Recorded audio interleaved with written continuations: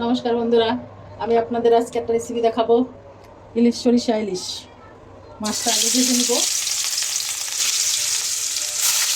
10 minute ভাজবো মাছটা, হালকা ভাজা দিব মাছটা। আমি মশলাটা রেডি করতেছি। সরিষা ইলিশের মশলা আগে নেব। সরিষা বাটা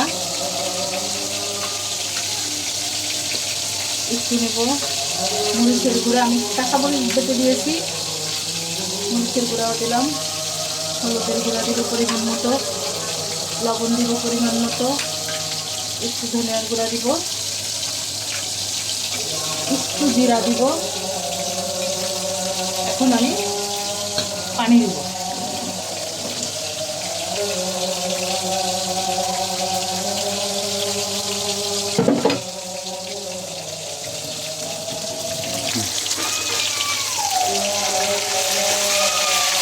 মাছটা বেশি কড়া ভাজা দেওয়া যাবে না, তাহলে সরিষা ইলিশটা খেতে ভালো লাগবে। হালকা ভাজা দিবেন, সরিষা ইলিশটা খেতে অনেক ভালো লাগবে।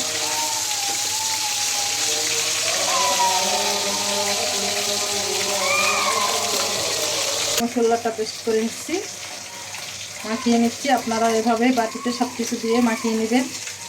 আর জিরা বাটা, তারপরে সরিষা বাটা, কাঁচামরিচ বাটা,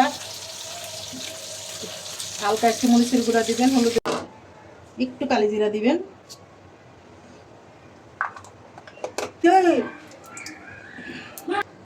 আমি এখন মশলার পেস্টটা দিয়ে দিব। আপনারা এভাবেই দিবেন, জালটা কমিয়ে রেখে হালকা করে দিবেন, নাড়াচাড়া করে।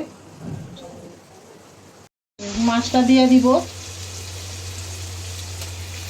আপনারা এভাবে রান্না করে খাবেন সরিষা ইলিশ। আমার রেসিপিটা যদি আপনাদের ভালো লেগে থাকে, আপনারা লাইক, কমেন্ট, শেয়ার করবেন। আর কি ভালো লাগে আপনারা আমাদেরকে জানাবেন। আপনাদের আমি রান্না করে দেখাবো। 10 মিনিট পরে নামাবো। 10 মিনিট পরে আসলাম, দেখি হয়ে গেছে সরিষা ইলিশ। আপনারা এভাবে রান্না করে খাবেন। এখন নামিয়ে নিব, নামিয়ে নিচ্ছি সরিষা ইলিশ।